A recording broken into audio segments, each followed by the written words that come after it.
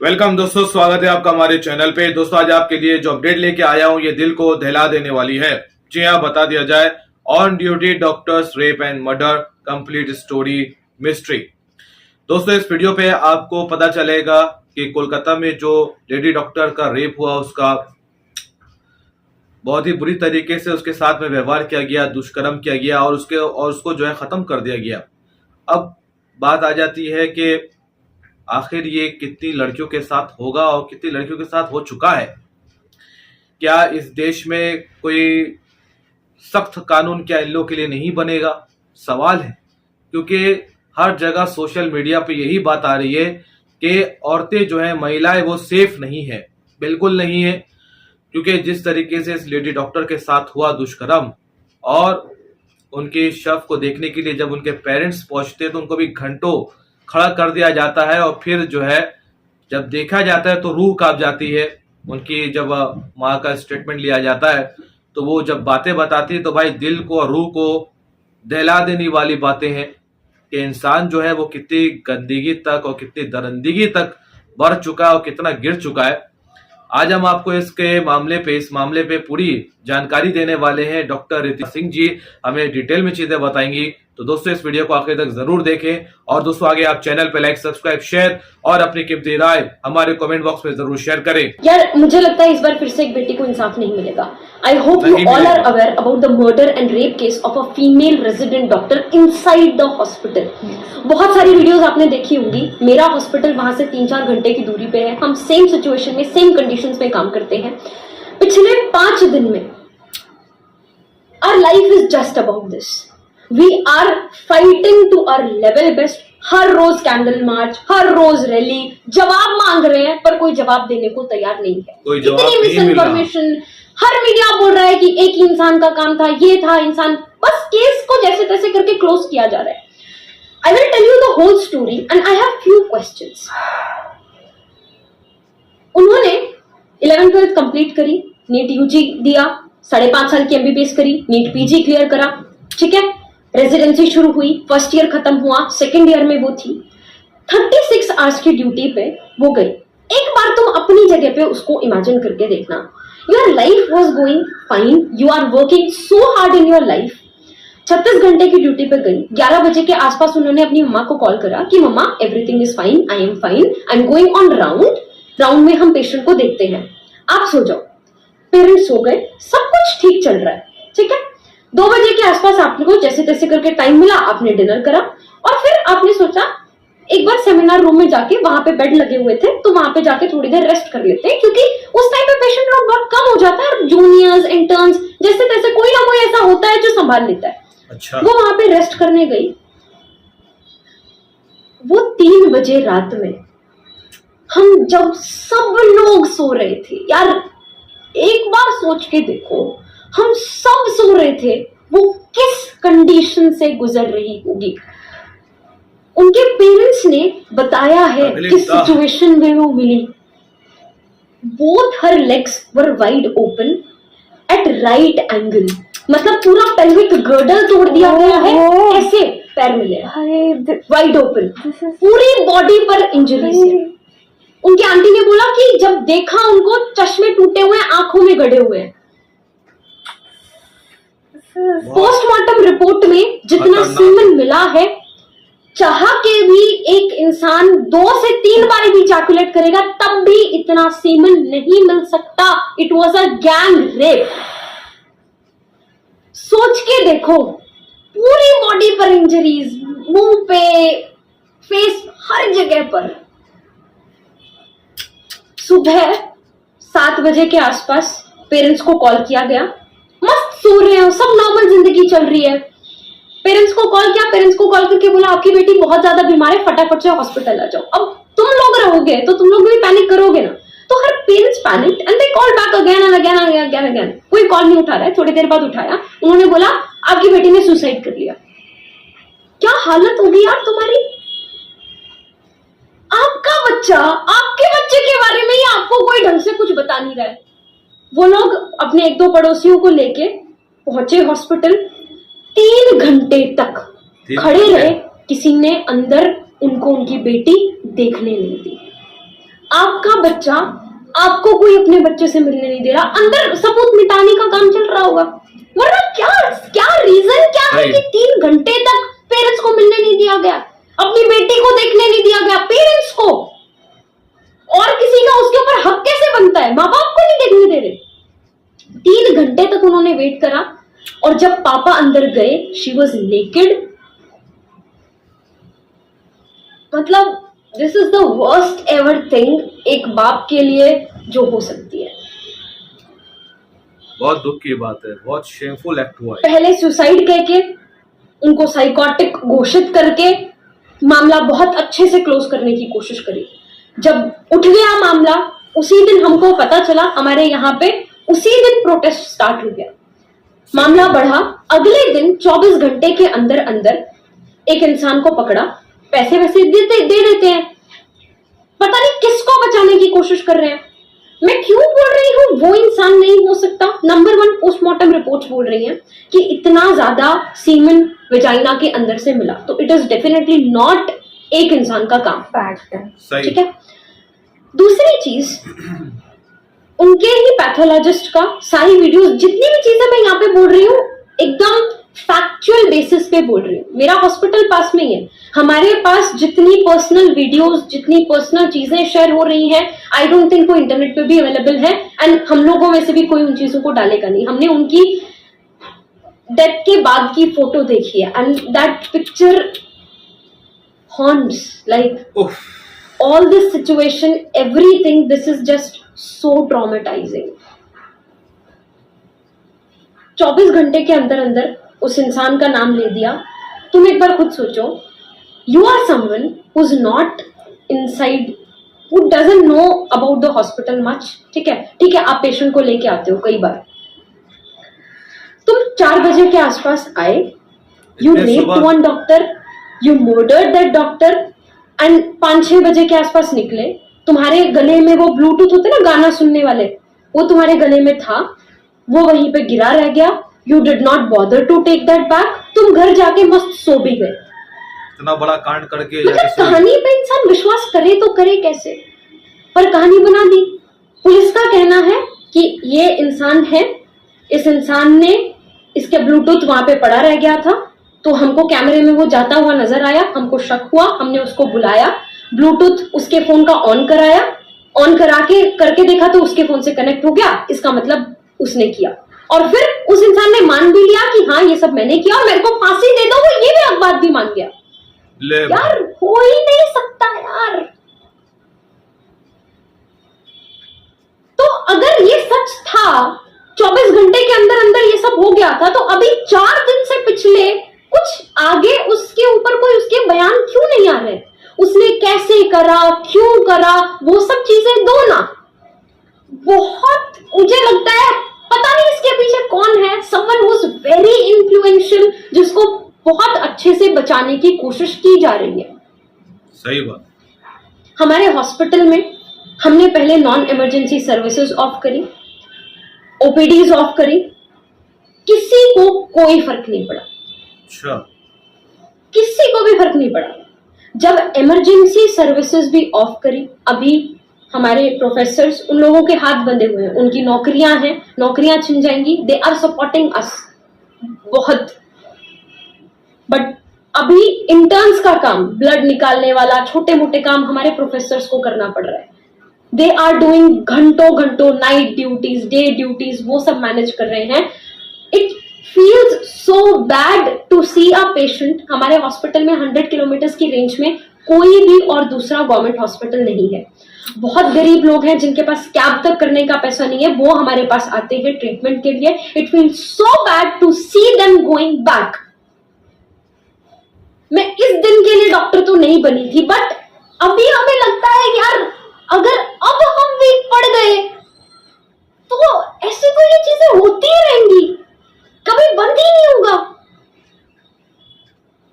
तुम्हारे साथ, तुम्हारे घर में बहन, माँ, बेटी, किसी के साथ हो जाए और उसके बाद जवाब भी नहीं मिल रहा है, कोई जवाब नहीं, पेरेंट्स नहीं हो रहा। और कुछ और दूसरे पार्टी के मेंबर्स हाईकोर्ट में भी इस मामले को लेके गए। हाईकोर्ट ने सबसे पहली बात पूछी कि वो जो कॉलेज के प्रिंसिपल हैं उन प्रिंसिपल का बयान अभी तक क्यों नहीं लिया गया है? उनका अभी तक बयान ही नहीं लिया गया। उन्होंने बोला मैं इस कॉलेज से रिजाइन कर रहा हूं। जैसे उन्होंने कॉलेज से रिजाइन करा, अगले ही दिन साइड के कुछ किलोमीटर दूर के कॉलेज का प्रिंसिपल उनको बना दिया। क्यों? कोर्ट ने जवाब मांगा, उनके पास कोई जवाब नहीं है। पेरेंट्स से 3 घंटे तक क्यों नहीं बेटी को मिलने दिया, उनके पास कोई जवाब नहीं है। सीबीआई को सारी चीजें बोल रहे हैं, सौंप दी गई। कहां है सीबीआई? कहां है क्लैरिफिकेशन? मुझे एक बात समझ में नहीं आ रही, मतलब मेरे को ऐसा लगता है ना, मेरी लाइफ में भी बहुत सारी ऐसी चीजें होंगी जो मेरे माँ बाप तक नहीं जानते होंगे मेरे बारे में। मेरे क्लोजेस्ट से क्लोजेस्ट इंसान मेरे बारे में नहीं जानता होगा, लेकिन मेरा फोन मेरे बारे में सब कुछ जानता होगा, इस बात की गारंटी है। उनका फोन कहां है? जिन जूनियर्स के साथ उन्होंने रात को डिनर किया, उनके बयान कहां है? किसको छुपाने की कोशिश की जा रही है? एक इंसान का काम नहीं है। पोस्टमार्टम रिपोर्ट्स कह रही है, मैं नहीं कह रही, आई एम नॉट स्पेक्यूलेटिंग, मैं कोई आइडियाज ये सब नहीं बोल रही हूं, पोस्टमार्टम रिपोर्ट कह रही है। यार, एक किसी के साथ इतना बुरा किया गया है, एटलीस्ट फॉर गॉड सेक इंसाफ तो दे दो कम से कम। क्या किया जा रहा है पता है? जिस सेमिनार रूम में ये सब हुआ, उसके पास का कमरा तोड़ना शुरू कर दिया रिनोवेशन के नाम पे। जब लोगों को आवाज आई, पता चला, तब वहां पे लोग भागे, तब जाके उस चीज को रोका गया है। मैं बोल रही हूं, मतलब मुझे नहीं लगता हम जितना भी प्रोटेस्ट कर रहे हैं, जितनी भी हम कोशिश कर रहे हैं, इनसे कुछ भी होने वाला है। सारे सबूत मुझे लगता है सब कुछ मिटा दिए गए, कुछ नहीं बचा वहां पे। सीबीआई को कुछ नहीं मिलेगा। हर तरीके से इस केस को क्लोज करने की कोशिश की गई है। And it's not about a doctor, it's about a women who was working. अपनी वर्क प्लेस में अगर मैं सेफ नहीं हूं, तो फिर मैं कहां खुद को सेफ मानूं? तो मैं क्या फिर जिंदगी भर घर में बंद होकर बैठ जाऊं?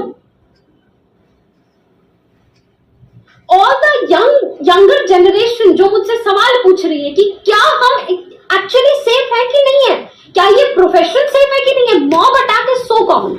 हम लोग गाइनी में पोस्टेड थे, रात में कभी कुछ हो जाता है, किसी को कुछ भी हो जाता है, पेशेंट पार्टी एग्रेसिव हो जाती है, अटैक करना स्टार्ट कर देती है। हम लोग लिटरली भागते हैं, पुलिस को कॉल करेंगे, पुलिस आएगी 4-5 घंटे में, तब तक पेशेंट पार्टी हमको वैसे मार चुकी होगी। हम अपने बैचमेट्स को कॉल करते हैं, लड़कों को, कि यार फटाफट से आ जाओ, यहाँ पे मॉब अटैक हो गया है, please save us, please help us. ये हालत है। ऐसी सिचुएशन में when we are not mentally fine, अब तो मतलब हर इंसान पे शक होगा। और मुझे नहीं लगता, मतलब it is very, I don't know, पर मुझे नहीं लगता ये काम किसी इंसान का जो बाहर से है, जिसको कुछ नहीं पता हॉस्पिटल के बारे में, थोड़ा बहुत नॉलेज होगा, उसका हो सकता है। This is someone who is from inside, उन्होंने ही ये चीजें करी हैं। काफी सारी मैसेजेस, ईमेल्स मेरे पास हैं उस कॉलेज से भी, जो लोग बोल रहे हैं कि ये है, इन्होंने किया है, पर उनके ऊपर मेरे पास कोई श्योर चीजें नहीं है। इस वीडियो में मैंने जो भी बोला वो वही चीजें बोली जो सच है, और जो मेरे सवाल हैं which I want to ask. We did a rally last day, हर कोई साथ है, nurses, paramedical staff, doctors, everyone was together. पूरा रोड शुरू से लेकर लास्ट तक, दूर तक भरा हुआ था। हमारी दीदी का खून ऐसे व्यर्थ तो नहीं जाने देंगे। We are trying our level best and it's a request to all of you there. मेरे को पता है यू आर वेरी स्मॉल और may be just in a random part of the country. Social media is powerful, very powerful. अपनी stories पे talk about it, अपने relative से WhatsApp पे टॉक अबाउट इट। और रैली में पार्टिसिपेट नहीं कर सकते, हमारे साथ यहाँ पे एक्टिवली नहीं आ सकते, but at least talk about it, ताकि जो अगली आ रही जनरेशन है जो माएँ हैं वो अपने बच्चों को बता सके, उनके अंदर एक विमेन के लिए बचपन से ही रिस्पेक्ट आ सके. This is not done. This is so bad. मतलब सुबह हम रैली में बैठ रहे हैं, शाम को रैली में बैठ रहे हैं. कल दिन में few of my friends they tried a new gym and they asked me तो एक बार वो कोशिश करके देख, उनकी इक्विपमेंट्स बहुत अच्छे हैं. तो मैं दिन में गई और बहुत दूर है, अच्छा खासा मैं दूर भी गई वैसे ही देखने के लिए, एक दिन के लिए कि अगर सूट करेगा तो देखते हैं. I was never scared of diaries.